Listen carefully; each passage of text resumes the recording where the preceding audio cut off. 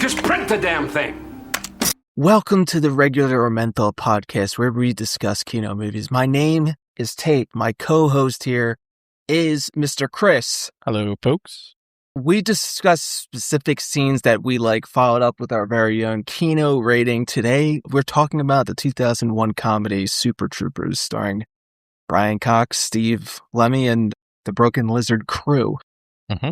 King, how you doing? I feel like I don't know you anymore. So you've left. This is the only time of the week we get to actually rap. Yeah, man. Busy.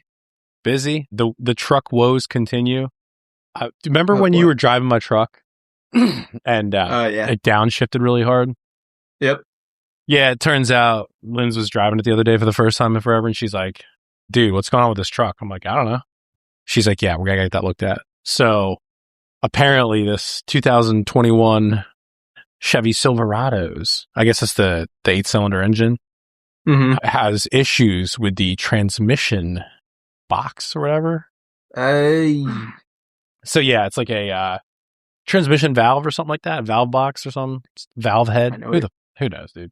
Anyway, I know what you're thinking. So I know exactly what you're thinking. I dropped it off tonight to have him diagnose it, but God knows what'll happen, dude. My luck. I mean, I'm not complaining, but we'll see. You're thinking to yourself, God damn, I wish I had that third pedal. Right? Yeah, dude. I miss driving a stick, dude. Oh, man, it's so awesome. Anyhow, yeah, man. That's it. How about you? What's going on? I'm learning to... Listen, this is the future, my friend. Let me tell you. I'm learning the AI is taking over right now. There's some dude made this AI bot that is scary. It's like Jarvis from Iron Man, and I need one on my computer. Sending my gooning secrets out to the world. I need. So, quick story for you. Today, I was talking to the people who do our website on the back end, like kind of like a tech support. This chick always like helps me out. I'm like, hey, I want to get a 1040 calculator, tax calculator on the website, as well as like a college savings calculator. How do I do that? She's like, oh, well, I can do it for you. You have to buy it off this company who does them online. They're like $150 a pop. So I'm thinking to myself, I just watched this video the other night, literally last night, of this guy who just goes into Chat GPT and asks him to spit out an app. And it just made an app for him. So I'm like, let's try this out. Go into Chat GPT, write me out, like code me out a 1040 tax calculator. On God, I just copy and pasted the code onto a fresh page on the website, spat it out. And it's like perfectly. And then it's like, oh, you can go back in like, hey, add this marginal tax bracket to the code. Boom. Just added it. But what did you do? Print it out in HTML code and then just add it to your website? It spits it out in HTML code. And then I just copy and paste it on the website. Yeah. In like where I coded. So. And you don't know dick about using AI or like code at all. I've done enough coding, but nothing near what it just did for me in a matter of seconds. It's insane. Yeah, like that's where we're at right now, where you can, it's going to be like, imagine what's going to happen in a year. Yeah. Like you're going to be able to just go onto the computer. It's going to destroy software. Yeah, pretty much. Because all like for Aurelio, for example, right? Uses this EOStar. Mm-hmm. Why are they paying them that much money when they can just create their own? Mm-hmm. Yeah, that has a better user interface and more targeted to specifically Aurelio beverage, right? Anyway. Well, I don't know if they actually pay for the software one and done. Now we have the software, if they're paying it yearly, but yeah, it was a pretty penny. I know that. Well, it's like every software as a service now that's subscription based. It's just completely gone because you can just go right into the thing yourself and be like, let me just make this software for myself. Dude, it's gnarly, man. I mean, it's. I was just like, where I'd have to bother this chick to do this coding for me because you're supposed to pay them on the back end to help with like hard coding and support. She's always just helped me out. So I'm like, asked her to do it. She's like, yeah, I'll do it. But you just have to get it off this website. I'm like, wait a second. Let me just see and sure enough, dude, literally 30 seconds later, I have the code for this. And I can just plop it into the website. You just eliminated like multiple people that would be getting paid like $5,000 a month or something. Pretty much. Some agency used to be the ones doing that. Mm-hmm.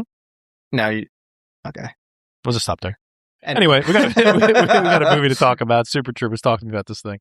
boy, a couple of silly goose prankster state troopers have to battle to stay employed despite their own penchant for getting in trouble. After finding out that the local cops are actually drug dealers, they have to get the evidence to the governor before they are shut down due to budget restrictions.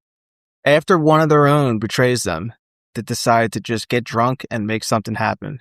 In the end, they defeat the local cops, get shut down anyway, and become the new local cops. Very nice. Very nice. Backstory to this thing.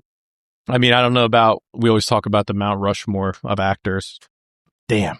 If he's not on the Mount Rushmore, certainly a notable mention. Let's discuss Brian Cox for a second. I mean, he's not only one of the most natural actors, but I think he's perfect for this role. It's like, I could just imagine the Broken Lizard dudes being like, all right, we need like the perfect disappointed dad, but kind of puts up with our shenanigans. So they just cast him for the role. I mean, how good is this dude? Dude, Brian Cox, GOAT tier actor. Like, if you take a look at, I was kind of surprised by this. If you take a look at his IMDb, you'll notice that he's done like a bunch of voice acting as well, especially in video games, right? A bunch of varied stuff in his career. Interesting. I'll always remember him as the best Hannibal Lecter from Michael Mann's Manhunter movie. Predates Anthony Hopkins, right? Yeah. And the guy is just, he's a natural. That's the best way to put it. Another thing, just to get out of the way real quick, we tend to talk about this. Is she hot, Ursula? Yeah, she is. She is. She's all right. She's all right. She's got that too. Yeah, what do you think? Well, I think that she's got that, like, that whole 2000s look. Yeah. I'll get into this because I made a mental note of some of the wardrobe for this movie, but she just rocks that. She's like this cute petite chick. We'll get into that later. More importantly is the character name they came up with was Ursula. Ursula. Interesting choice. I'm like, what? Why More would you? naming. Yeah, right. Who came up with the name Ursula? Anyhow, first time watching this thing? What do you got? Yeah, the first time watching this, 2003 in my friend Beaver's basement, and we were watching it in the back. It was on in the background while we were making napalm. All right. I feel this is the very prototypical experience of watching this for the first time. Making napalm. Having it on in the background, perhaps in your dorm, doing some quasi-terrorism actions. I don't know. Legit making napalm. That's it. Yeah, I had the formula. I don't exactly want to tell it on, a podcast so that I don't get put on a no-fly list, but, you made that stuff back in the early 2000s. So I don't know. I did. I wasn't on the internet yet. I didn't get addicted yet. Yeah, fair enough. I recall there being hype around this movie when it came out. I know it was pretty popular. I probably watched it with my brothers, friends, so to speak, right around that time when it came out. But it's like a super quotable movie. It's another one where like me and my brothers would be walking around the house saying stupid shit. My parents like walking around like, dude, what the fuck are you guys talking about? Because we're just rattling off these movie lines the whole time. To this day, we still quote this movie on a regular basis. They just become part of our natural, dialogue, if you will. Your natural lexicon of the day. Literally me character. I guess Thorny's the one that kind of resonates with me. He's the most responsible, I guess, but I do have some degenerate qualities of all these guys, I think, mixed in there somewhere. That said, I definitely know who your character is. It's interesting you'd say that. I'm curious what you would say here. I assume that you're going to say that I'm Mac. Because he seems the most uncaring and crazy of the crew. Mm-hmm. I don't know. Certainly Mac. That's what I paid you. Okay, good. Fun facts. When Rabbit was stuffed in the locker covered with shaving cream, he was actually in menthol shaving cream. The crew didn't realize that menthol burns skin if left on too long. After the scene, the actor, what's his name? Erik Stolhanske? Stolhanske? Yeah. Is that how to say that? Was sent next door to a firehouse to get hosed off. It's like what they do later in the movie to Farva. But yeah, dude, this kind of captures the making of this movie and why it's so good, in my opinion. It's like you have this group of friends, they get this low budget film, and they just kind of do it however the hell they want. No parameters, super organic, if you will, Yeah. Somehow they get the green light. They get the green light. Hey, we're a comedy troupe. We're a comedy troupe, folks. We get the green light for our stuff because someone done seen us and liked what we have to say. Ah, okay. And they gave us creative control. Very nice. Interesting. The gun the Spurbury police captain pulls out in the first Winnebago scene was actually a BB gun. You can see the odd pullback cocking mechanism that is used on the old style model BB gun. Now, I'm curious to know if they hired an armorer for this movie. I Googled it. I couldn't find anything. It just basically said, the shitty Google response that because it's a low budget movie, they likely did not have one on set. Your thoughts, sir, considering this is back in 2000, the Wild West. It makes me wonder when that scene was happening, they just simply didn't have a gun on hand, but they did have a BB gun for some reason, or maybe it was being shot early on and they didn't get guns yet. Yeah. And so they're like, oh, That's shit, possible. we need to film this scene and we don't have a gun. Because throughout the rest of the movie, I'm pretty sure they all have Glocks and they all have real guns. So it's like, why does he have a BB gun in this one scene? Or else that actor just wasn't comfortable pulling a real gun. Very possible. I don't know. Yeah, hard to say. Captain O'Hagan's house is the same house used as Stacey Sutton's house in the Bond film A View to a Kill. Now, what are your thoughts on Bond movies? I love them. We haven't talked about. I'm a big fan. We don't have any on the list. Any temporary holdings. We never discuss Bond movies. The next time you see Big Rick, ask him, hey, Big Rick, what's the best Bond movie? That's like, growing up, that was my dad and I's jump off. It's just every Bond movie.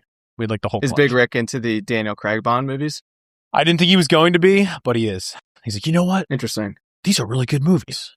You got to check them out. And I'm like, Dad, I haven't watched a Bond movie past, God, who was the last Bond before Pierce Brosnan? That whole Pierce Brosnan? Not that I don't think Daniel Craig is a good Bond, because he is, from the clips that I've seen. But I just never transitioned into the new age of Bond. Yeah. Best Bond, no, in your I hear opinion? you. Best Bond? I don't know.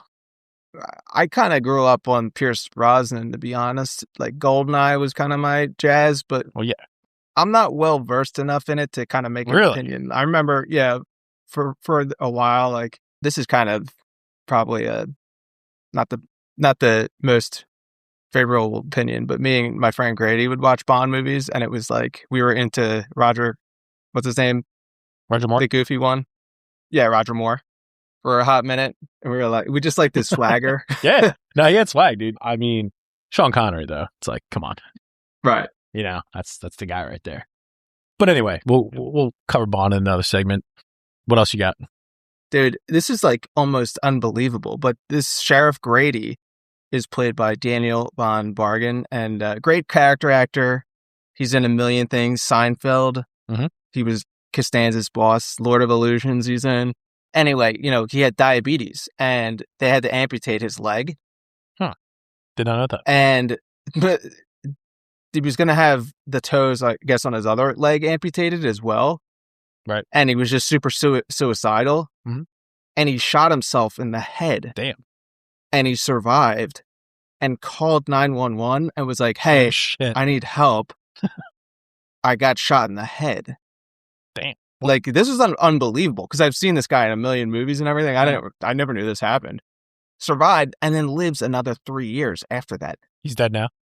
He's dead now, yeah. Damn, press F. That's kind of wild, though, when you think about it. Holy shit, bro. Press F. Yeah. I don't know if you've ever heard. I didn't know who he was. I'm watching this. I'm like, who is that guy? I didn't even look it up, though. Oh, yeah. But he's one of those guys you're like, I've seen him before, though, mm-hmm. right? Mm-hmm. But yeah, wild story. Yeah, let's get into these Kino scenes. What do you got? Just the opening of the movie, it's just such a dude weed vibe to it. The cops chasing these 3 college kids who are doing drugs in a car. And it just hits me right in the nostalgic feels. You remember when weed was illegal? Do you remember that? I sure do. They had to have been high school kids, though, because at the end, remember, they're at the party when they bust the party and he's getting the keg delivered? Yeah. So I'm assuming I guess they could still be college, first year, second year. They could be. Yeah. Anyhow, I think that, I agree, man. This scene kind of perfectly captures that specific group of dudes you probably went to high school with in 2001. It's like this exchange in real life happened multiple times nationwide in the 2000s. You know that it happened. But like, don't you peg these guys to be us if we were cops? Like, we just fuck with people all the time? Yeah, 100%. This is exactly what we would do is what they do. Pull the car up, then ride backwards, and then do the whole thing over and over. This would be, like the analogy and what we actually did, like what we were doing before was when me and you would just send each other recordings of each other's calls that were taken from customers, and they're like insane calls, right? It's like the same thing. Yeah. Imagine if we were cops, we should just become millionaires in real life just so we can become cops and not care about the money aspect and just mess with people like this. Dude, that's the ideal. Literally. So Mac flies by in this white Miata. And have you ever driven a Miata? No, dude, never. You're talking about stick. It's like, so what your car, I mean, the stick's like pretty long. It's not like crazy, but I grew up driving a 1990 Toyota pickup. So like the stick is like probably 2 feet long. So I get in this Miata and it's maybe 3 inches off like the steering or like the column there. Right. But yeah, dude, it used to rip, man. So like my best friend growing up, his dad had one. He was a doctor. And dude, he lives on like the back roads up where I grew up. So we'd just be ripping around in this thing once we got our driver's license. And honest to God, dude, those things handle like a beast. They're so low to the ground. If you get a chance, dude, drive one of those. Yeah, they're very cool. I don't know if they fall into the cringe category. It's close. I'm not sure. It's close. You're right there on the line for sure. But they definitely handle it. That's what I would say. They realize it's Mac at the bar, and this exchange they have to me is so organic. Like he takes the shots. He's like, shots. And he takes them, and Thorny just goes, yeah. It's like, why he's watching? And it's like, I'll probably say this 100 times in this episode, but like the dialogue in this movie it's so natural that it feels like they probably just did one take and they shot this movie in like a weekend. It's like so good. And it comes off as these guys are so comfortable with each other. Yeah. Not just the actors, but right, like the character that they're playing. Mm-hmm. They've known each other for years, and they've been doing pranks in the police department for years now. The only one I would have seen this prank 100 times. Right. The only one I would imagine that had to turn on a character would probably be Farva, because he plays the complete opposite role in Beer Fest, but he leans into Farva so well, and it's like, I mean, probably the most notable character of the bunch, but. Oh man, and they're highway cops, right? The state police, I guess. They're all highway. All highway. They're in the diner chugging syrup. They walk over to the local cops table that are in the same diner, and they start talking shit. I mentioned it back in the episode of the Wedding Crashers episode, but I'm a huge fan when they have it in the script to have this character say something obviously dumb. Right. And have everyone laugh as if it's actually funny. Like the chief pops off and he goes, hey, like, tell him. And then the guy's like, yeah, chief, I'll take a chinchilla. And you're like, what, dude? Like, I'll have 3 tacos. He's like, what? I think I'm Mexican. He goes, Rabbit's like, you're not? Dialogue in this movie is just so god tier. But yeah, it's like, I feel like that's intentional, but it's like over the top intentional when they do that kind of shit, but it still sells. Speaking of Farva, I was mentioning, did you ever have like a real life Farva? Like this dude who's like the ultimate try hard to try and fit in? Like this kid that I went to high school with jumps the mind, Dustin. He was kind of the man, but he was kind of just like very Farva-esque. Yeah. But very intense energy. But yeah, definitely, that guy. Everyone has that guy that they went to school with, right? I think we know one or two of those people nowadays. But yeah, no, we had one in my high school, just like over the top. It's like super cringe, but I'm just the kind of person, I just like lean into that and just kind of hype them up. It's like, this is, I love this dude. But I love, it's like they're getting ready to roll out and they're all getting hyped up. And O'Hagan goes, Farva! And he gets all hyped. He's like, yeah. He's like, your suspension continues. It's just like the delivery there is so fucking funny, dude. So after that, O'Hagan confronts them all in the locker room about getting into the brawl at the crime scene with the local cops. And I just noticed this for the first time today. It's like he slams down this newspaper covering the story and starts yelling at him about it. And it actually is printed, an actual picture of them at the crime scene fighting the cops. It's like, who had the camera? Like, where were the news people there that had taken pictures of this fight? Right. It's like, do local newspapers even exist anymore? Number one, but having a camera guy to just call on and be Speedy Gonzalez on the spot and just ready to pull up a camera and I bring it up capture because this fight that broke out. Seemingly, there wouldn't be a tip because they just showed up, right? Right. How would the news? I mean, I understand, like, you know, the whole Nightcrawler thing. It's like, okay, you get tipped off. It's like there's this dude just has a picture of them fighting at the scenes. Like, there's no one else around. And I'm like, what in the hell? Why would they have that in there? Anyway, it had to have been someone who already was at the police station and just walked out. Perhaps, or it wasn't even at the police station. It was at the no, it was on scene. Yeah, and like the back end, the Winnebago. Yeah, it's the back end, the middle of nowhere. I'm like, I just have this like picture that I'm fighting. I'm like, what? Wait, what? There's a scene here. It goes there. It just cuts to them at this little league game, and they're just all there. Yeah, and I'm like, why are they all there exactly? I don't know. They're all supporting Thorny's kid, right? But you know, not only are they all there, but the local cops are all there too.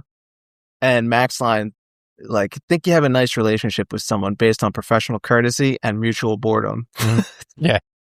I'm like, dude, that's so true, man. Like, this is an insane thing, but I did an internship with the local cops in my hometown, 2006, right? I rode around with this guy who was tasked as, like, the guy who caught speeders all day.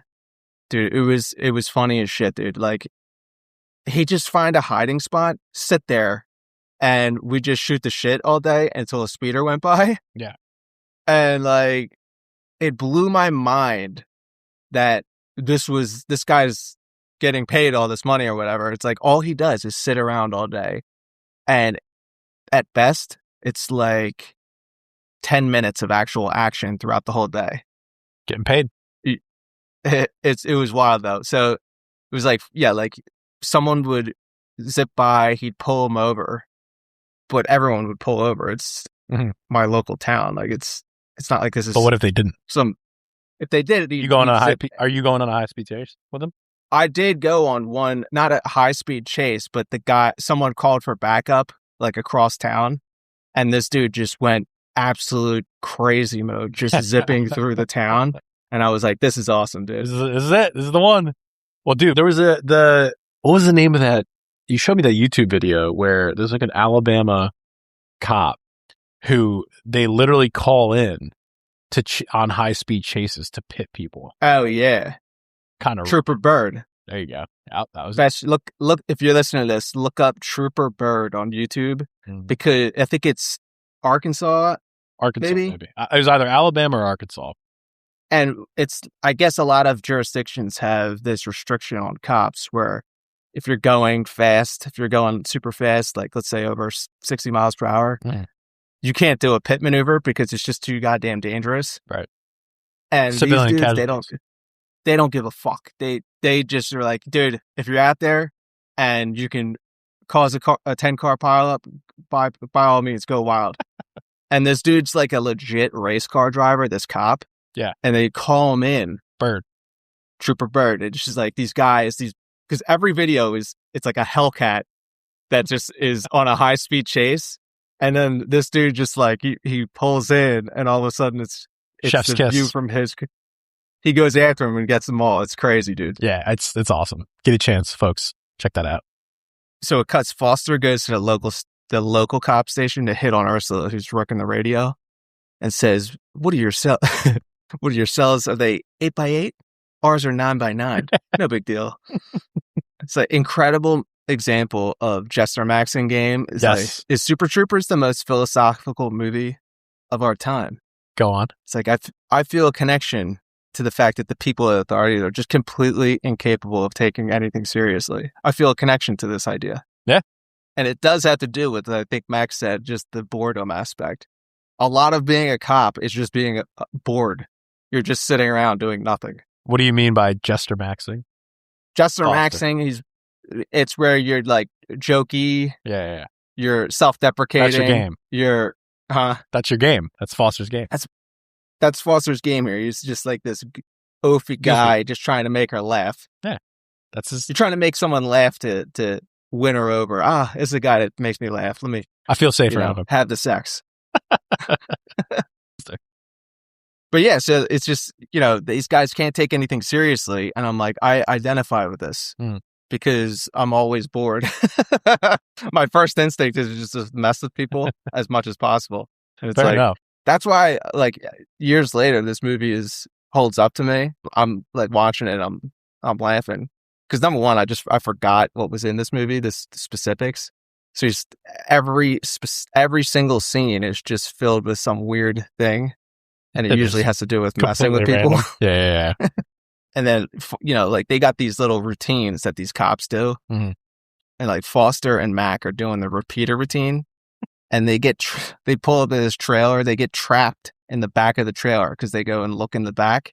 And the guy locks them in the back. And it just said, it cuts. It's like 2 hours later. Yeah. And I'm like, dude, why did it take 2 hours for Rabbit and Thorny to show up to save their partners? You're like, what's going on? That's a hell of a response time. I don't know. Well, I guess they probably radioed it in, right? But yeah, did they call for backup though? Right? So it's like maybe they hadn't heard from them in 2 hours. Like, all right, let's check on these idiots because something obviously happened.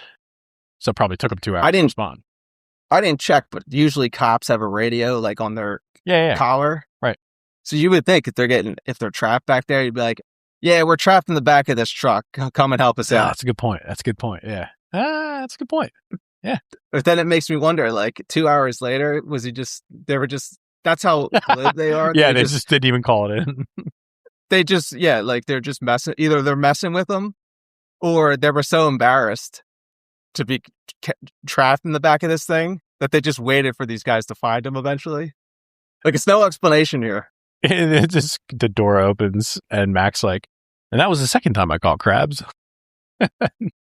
Thorny's like, and Thorny walks in. And he stinks like sex in here. Which is a line that I use regularly, dude. It stinks like sex in here.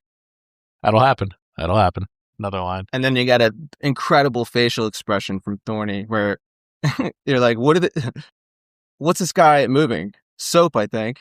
And then he pulls the kilo of marijuana down and he opens it up and the camera pans to his face. He's just like, reefer. He says it in such a weird way. It's just like, what is this about? Another thing I thought was kind of funny was Foster, when they're doing the repeater, it shows him kind of chuckling. And it makes me feel it's like an organic laugh that he's just laughing in the middle of the scene. Like, screw it, just go with it. Yeah. It's like so organic. They're having a meeting trying to tell the captain the significance of Johnny Chimpo cartoon. Now, there's this tattoo on the dead woman's shoulder of this weird cartoon. Mm-hmm. And then that same image is on the bales of marijuana they found in the trailer. So there's a connection here, right? But I'm just confused on the context. There's this like strangely in-depth conversation that takes place on the origins of Johnny Chimpo, this character that was made up for the movie. Mm-hmm. And it's like, those cheap Japanese cartoons? This is the cheaper Afghani knockoff. It's really funny, Cap. It's Afghanistan animation. I'm like, I feel like people today would not understand this really weird niche reference. Yeah. Perhaps. Even back then in 2002. Yeah. It's like, they called anime Japanimation back in like the 90s. I don't know if you remember that era. I do. Absolutely. That was prime, dude. That was like DBZ. What was that called? Tsunami? On Cartoon Network. Yeah, dude. Wow. Dude. Gundam Wing, DBZ. Oh, yeah. Or some other ones there. Reboot. Reboot was my shit. Reboot. So many good animes, dude. Absolutely. But like 2001, 2002, like that was when Dragon Ball Z really took off on Toonami. And so you're watching this as a kid. You're like, yeah, I kind of know what they're talking about. Mm-hmm. But do they know exactly what that reference is if you're watching this today? A Zoomer watching this movie today, yeah, right? What do you mean? Don't know. Well, for the Zoomers. Yeah. Interesting choice for Afghanistan animation. Yeah. Right? It's like, it kind of lines up though when you think about the timeline of 2000, this movie was 2001. Did you catch that? Like they're talking about Afghanistan animation. I looked this up. It's like, hey, wait a second. Are we even in Afghanistan yet? Right, exactly. I had to look this up, and it said the movie was released in 2001 because it was a low budget movie. They had to shoot it over a long period of time. It said on Google late 90s, so I'm assuming 98, 99 was when they shot the bulk of this. So think about that. So this is pre 9/11. 9/11, correct. And if you remember the German guy, they have him in there watching the cartoon as well, and he's translating what they're saying. Yeah. And they're saying something about being loyal to the Taliban. Yeah, dude. Gee whiz. I forgot about that. Yeah, it's a good point. It is. It was interesting enough that I had to look it up. I'm like, wait, when did they actually shoot this movie? Anyhow, completely random, but he pulls over the German guy you're talking about, and this is kind of, I want to get into this a little bit, but he pulls over the German couple, and this guy's sunglasses stand out to me. Okay, now I was talking about wardrobe earlier, and this kind of caught my attention because the other day you sent me this Instagram reel about liquid metal object design from the 2000s. You recall this? Yeah. Okay. So it's also, I want to just talk about how insane that era was, but you see it again with Thorny's Walkman when they're getting chewed out again, which they get throughout the entire movie, but he has like a Walkman on and it has that same design to it.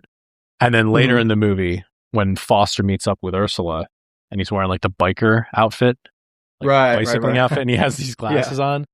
So this liquid metal object design, how would you describe that? You know what I'm talking about? Yeah, no sharp lines. Yes.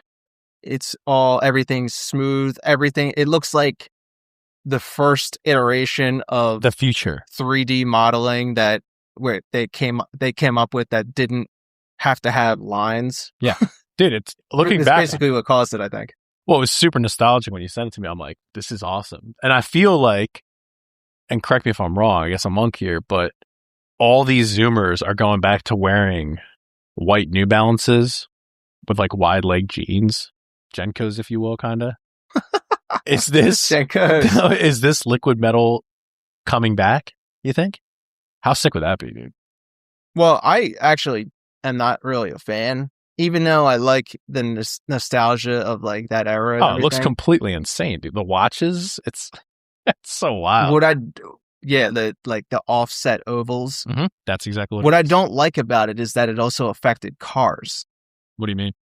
All cars started having these smooth lines. PT Cruisers? And it became, PT Cruisers.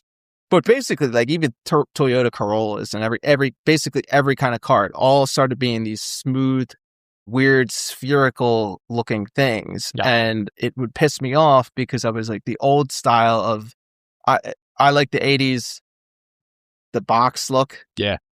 Call me crazy. No. And it's futuristic, bro. It's the Matrix. It affected literally every car, though. Every car design. It was a competition to be like, hey, how smooth, how futuristic can we get this to look? That's why I don't like it. But if you're talking about Walkman or like Oakley sunglasses shoes, and stuff, it's kind of cool. Shoes, all the shoes had them. I would like the air bubbles that were like circular kind of thing. Mm-hmm. It was just, I guess it was just like a nostalgia trip. I'm like, I remember this. This actually kind of ruled. You got triggered. The nostalgia triggered. Yeah. And not sure if this is intentional, but you pay attention to Farva pumping the gas in this scene, right? It's like he's short by 0.8 gallons to get a free hot dog if you get 10 gallons or more of gas. Okay, the gas is $1.76 a gallon. So the cost of a gas station hot dog in 2000 was $1.50. So he takes the gas and pours it into the dumpster, an extra 0.8 gallons of gas, and he actually broke even instead of just walking in and getting the hot dog. Very detailed. I'm like, I got to look into this. It's like, was this intentional to just show how dumb he is? But you did the math on that. And then the more depressing thing is gas is $1.76. I mentioned the gas prices. I hate to see it. You hate to see it. Do you go to get gas every week? Well, I mean, now it's going to be different because my commute isn't as long. So probably now every half week. But yeah, I was going to get gas. Yeah, every 2 weeks. No. Every leading up to this past week. Yeah, it was every week, once a week. On the weekends, I'd get gas. Just think about I think we talked about this at length last week. You had this, 26-gallon tank or whatever. But it's like, man, imagine if this is the 90s and the late 90s. There was a time where it was under $1. Imagine that. So you pay $26 for a full tank. Yeah, I'm paying. Now, $75.80 now. That's a lot of money. $75.80, and you probably don't think about it because when you go to the gas station, right? It's like you don't think about it. You just kind of put the card in. You need gas straight up. You're not going to just not fill it up, right? Unless you're straight hurting for money. It's like you can afford the gas. Yeah, that's not a question, right? But just what would the psychological effect be if it was $1? Can you imagine it? They won't do it. I saw a funny tweet today. Someone put those $185,000 starter homes in, I want to say, I don't even know what it was, 2016, 17, something like that, are now $400,000. Burn it. Sorry, folks. Sorry for everyone who already made it. We're burning this place down. Yeah, man, it's disgusting, dude. It's criminal. It literally is criminal. That's all I can say. I love strange things with just minimal explanation in movies. You feel me on this? You just left with this, what the fuck was that? And your mind fills in the details, right? Movie cuts to Thorny's house. He's talking about getting transferred to another location because obviously they're going to get shut down due to the budget. And his girlfriend doesn't want to move their son. He's kind of new school set up here. Yeah. Cuts to the bedroom, and the sex-crazed Germans are on their bed, and Thorny and his girlfriend are about to have an orgy with him. It's like, so maybe, I don't know, Thorny is bi? Like, how did they get the Germans to the house exactly? Logistically, what does that look like? They're just, okay, you're in jail, but, you can come to our house for an orgy if you want. They mentioned about having to get back by midnight before they turn into pumpkins, so my assumption would be Thorny is the officer on duty at the station, and he broke him out. It just goes to show you how degenerate this whole setup is. He breaks them out to take them home to his hippie girlfriend to have the sex, and then gets them back. But he doesn't even get them back in time. They talk, can't they just stay a little longer? And he's like, all right, who wants a mustache ride? I mean, that's for Thorny being bi. God, who knows? I mean, it's, kind of insane. I like that it's just minimal. There's like when movies do something like that and there's minimal explanation and you're just kind of like, yeah, well, I just say, okay.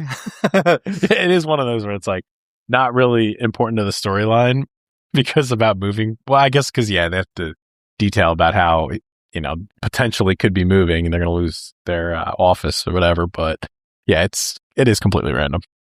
And it cuts, Farva becomes partners with Thorny. Why? Because Rabbit got arrested doing the Mac thing from the beginning of the movie. Rabbit takes the German's Porsche and just goes speeding, and instead of just, having fun with it, Farva pulls him over and arrests him. Complete insanity. So now Farva's partners with Thorny, and I love how insane and random this was. He just Farva's kind of like not cool and cringe. So he goes like, hey, how about we pop a couple Viagra? Issue you tickets with raging mega huge boners.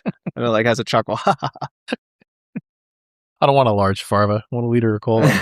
But speaking of, so the next scene is they have this kid they have at the burger place.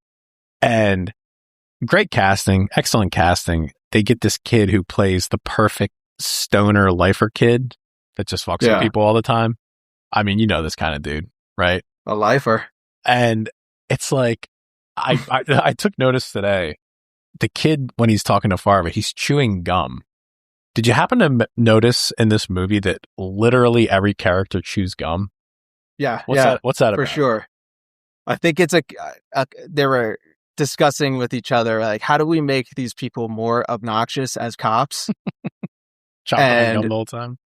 Yeah, just have them all chomping on gum, wearing mustaches and everything. Just be stereotypical, but at the same time, have them not care about anything. But it's like even multiple other characters aside from them are just chewing gum in this whole movie. I'm like, what in God's name is going on here?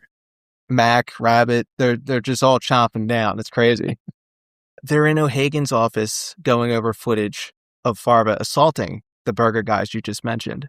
And O'Hagan's like, there's a time we take a guy like you out back, beat you with a hose. Yeah. Now you've got your goddamn unions. And it cuts to Farva. And he goes, Cap, I'm not a pro-union guy. Like, that would have any argument whatsoever. Yeah. It's like, I would repeat this all the time when we were working together, when all these like drivers would start talking about the union or whatever. You know what I mean? Just yell like, Cap, I'm not a pro-union guy. I say this line all the time. Cap, I'm not a pro-union guy. When people talk about unions, are you a pro-union guy, King? No, because they don't do anything. That's kind of my thought. What are they supposed to do in practice? In theory, a pro-union guy, because they used to beat people up. Yeah. Like, who was that dude? Cookie? Yeah. The dude Cookie would just post how he would like post pictures of him in the 80s. Hell yeah. Standing on union lines, and that this guy's just itching to beat people up, right? Yeah, absolutely. It's like, didn't they used to beat people up who cross picket lines and whatnot, or were rival scab companies? Yeah, but now I don't think they do that anymore. HR companies, and it's all legality, and it's not fun anymore, bro. That's what I mean. Nothing's fun anymore. It's all this nonsense, political crap. Like, I don't need that. I don't need that stuff. Give me the union boss. So they finally realize that they're getting disbanded after Grady gets the credit for the reefer in the Winnebago at the governor's event. O'Hagan comes in dressed in a full Canadian tuxedo. Oh, yeah. Yep. And I want you to just understand, like, this is how my dad looks 24/7. If you want to image Canadian tuxedo, my dad, he's an 80-year-old man, and he literally looks like Brian Cox towards the end of this movie in a Canadian tuxedo. Oh yeah. Incredible. That's how it looks. Yeah. I would be rocking that shit if I was 80 years old, bro. Kidding me? It's comfy. We're comfy maxing. Absolutely. Yeah, absolutely. They find Farva in the locker room, and he's got a local cop outfit on. I'm like, they start asking him about it, and Farva immediately pivots to just shitting on O'Hagan for his outfit, calling him Denim. Hey, Denim Dan. Yeah. But I was like, why would Farva even get dressed in this local cop outfit in that locker room? What was the purpose of that, other than they needed some kind of thing in the script? They needed the story to keep following the story with it. But it's like one thing I wanted to point out about the scene here, you got this governor walking through, and everyone's like making this big to-do. The governor's coming through. The governor's coming through. Now, I see on all these movies and shows, one I'll give you an example of is Yellowstone, when Costner becomes the governor, and they spend multiple episodes beating into your head, this guy's so busy. He's the governor. He's got this schedule. He's got a secretary. Even the secretary here, she's like, oh, we have to get going. She's not going to make it because she's not going to have much time to talk because she has to go to like another fundraiser. Are you buying that these governors are that busy? I mean, I guess they're doing events, but it's just like, specifically because I saw it again here today, I'm like, what is so important about governors that they're constantly busy? They're the faces, I guess. I don't know. They're covering up. They're busy all day covering up crimes. Probably is the real answer. Like, seriously, I'm watching this. I'm like, what is so fucking important about governors? I don't know. To answer your question, no, I don't believe it. I don't believe that they're busy. I watched a documentary on Arnold on Netflix. Right. And obviously there's a part of the doc where he becomes governor of California. And Arnold's a bit different because Arnold is high celebrity. It's California. That would make sense that he's constantly traveling, constantly at events, but maybe it's true. I don't know. But if this is like a small town in Connecticut, it's like, okay, what possibly could she be doing where her schedule's so tight? Nothing. I think the reason that she had to go was because she just didn't want to be there. Oh, I get it. But I'm just saying, if that was the general consensus with governors, what are they? Arnold claims he was very busy, but even him in his own documentary said that in his he would just have meetings in his backyard in a tent Awesome. so that he could just smoke cigars all day. Hell yeah, dude. That's the way to do it. I mean, the guy got to figure it out. You're going to make him 100%. governor? That is really the way to do it. He's going to do it Arnold's way. Hell yeah. So, yeah, they lock Farba up in this bathroom, right? They they put him in handcuffs around the toilet. Mm. Then they just get shit-faced, take his car, and go around town in it drunk. Right. Like, it's over. We might as well just get drunk. Yep. The funniest thing, though, is O'Hagan is the most hammered out of all of them, as if he's just been repressing this same prankster guy that the rest of them are. He is, though. He's been repressing it the whole movie, and now that he knows that it's over, he's just like, fuck it, let me just get drunk. So he's hammered.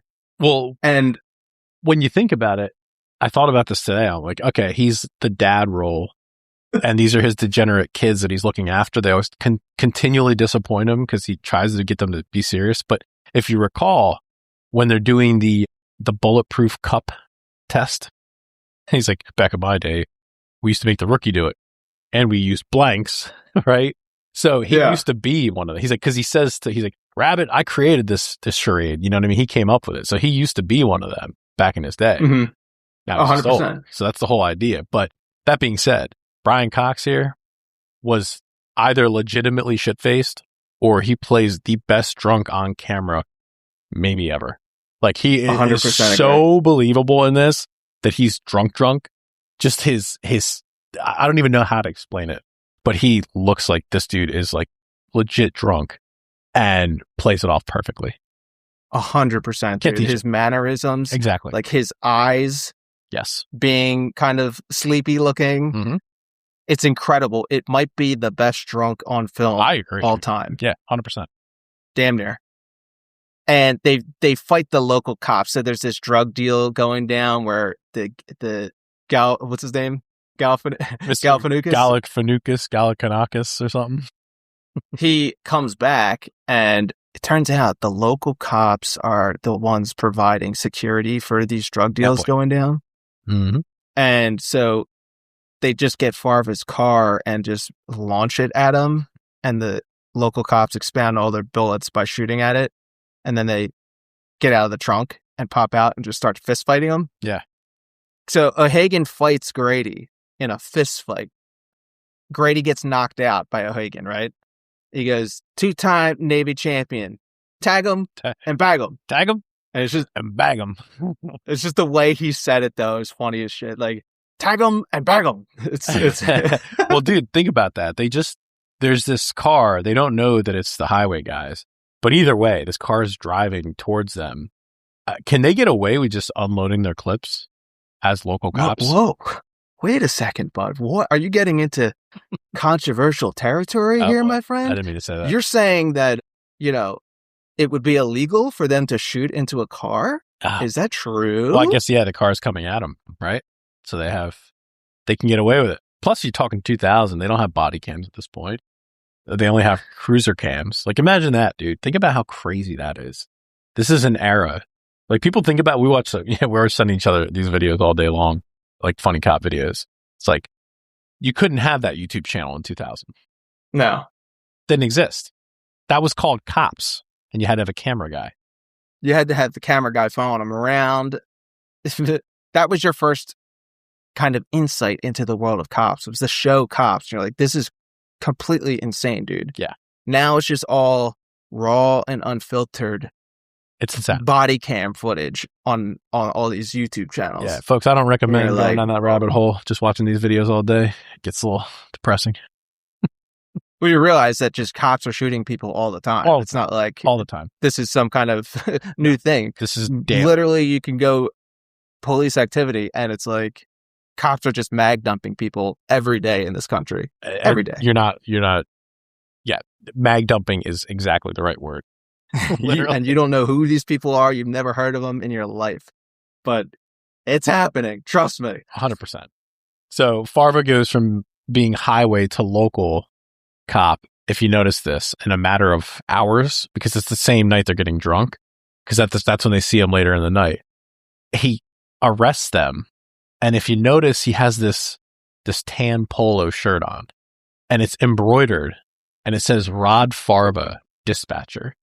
Like, how in God's name does this dude already have an embroidered polo when he's like he was a highway cop like 10 minutes ago? It's incredible. Did you catch to that? think about the only possible explanation was that he took Grady's like advice to turn on the cops, and then he was like, "All right, I'll do it, but I need an embroidered polo."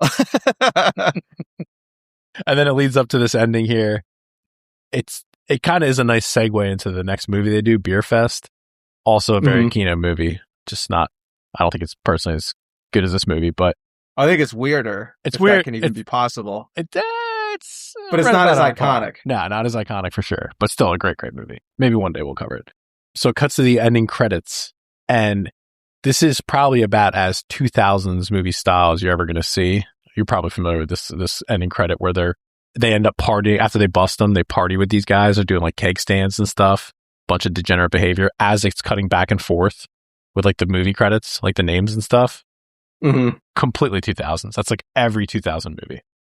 Yeah, it's like, oh, you're in a lot of trouble, and then it just cuts to them partying together. It's just like this. It's like the hyper shot of like a scene of them doing something crazy, and then the name of the person, and then back to something crazy. You know what I mean? It's just like so 2000s. Like the montage of this actor. Yeah, this played this character, right? Yeah. That's about it, folks. So, Kino rating, I'm going to go with a 7.9, perhaps even an 8 for this movie. Super nostalgic. Like I said, my brothers and I still quote this movie to this day. Like I mentioned before, though, it's a group of friends filming it. Dialogue and exchanges are supernatural. Very easy to watch and funny as hell. What do you got? Yeah, I'll give this movie an 8, and it's because it's a lot funnier than I remember it being. Like every single scene has something completely off the wall and insane in it, and it holds up so well. Yes. And tell me if you vibe with this. This movie has, it's like the typical Hollywood comedy movies that come out. They try and copy the brilliant writing of this movie. Yeah. Does that make sense at all? It does. And I was actually just going to say is like, can you even think of the latest comedy that came out in Hollywood? Nah, man. Nah. Comedies in like 2025. I don't know. I'm looking at this movie list now. I'm not seeing anything that sticks out. I couldn't even tell you what like a good comedy was. I can't think of anything. It's probably because people are just so depressed. They're like, I got this going on. It's happening. 2 more weeks. Oh, there you go. It's going to happen. Naked Gun, a remake. The Naked.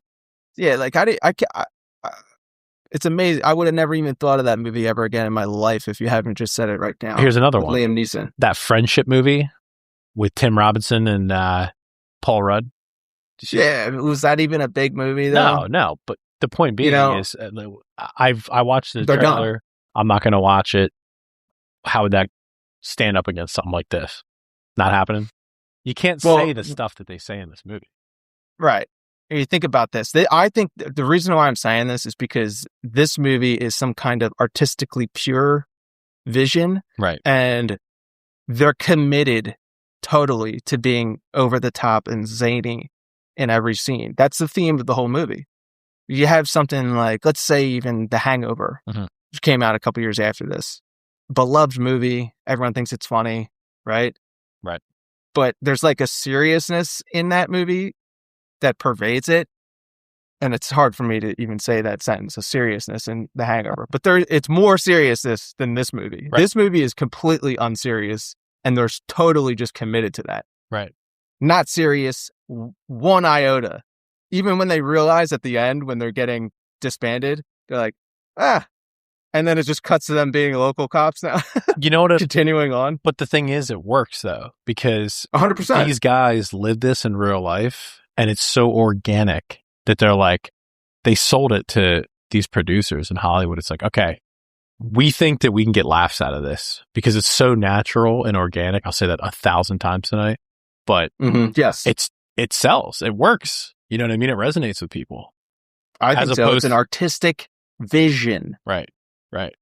And you just, until you have something like that, which they probably won't take that risk, probably won't see it again. There you go. That's the theme of this podcast is they just won't take the risk anymore, bud. Oh. They're just not going to do it. Press F. Anywho. Yeah, so 8 for me. 8 for me. There you go. I love it. Yeah, it's good. Strong 8. Next week, we'll be covering the movie Rounders, starring Matt Damon, Edward Norton, John Malkovich. All-time great character, Teddy KGB. Respect. You're a big Rounders guy. Respect is all you have left in the morning. Pay him. Pay that man his money. He beat me. Straight up. Until then, catch you on the next one.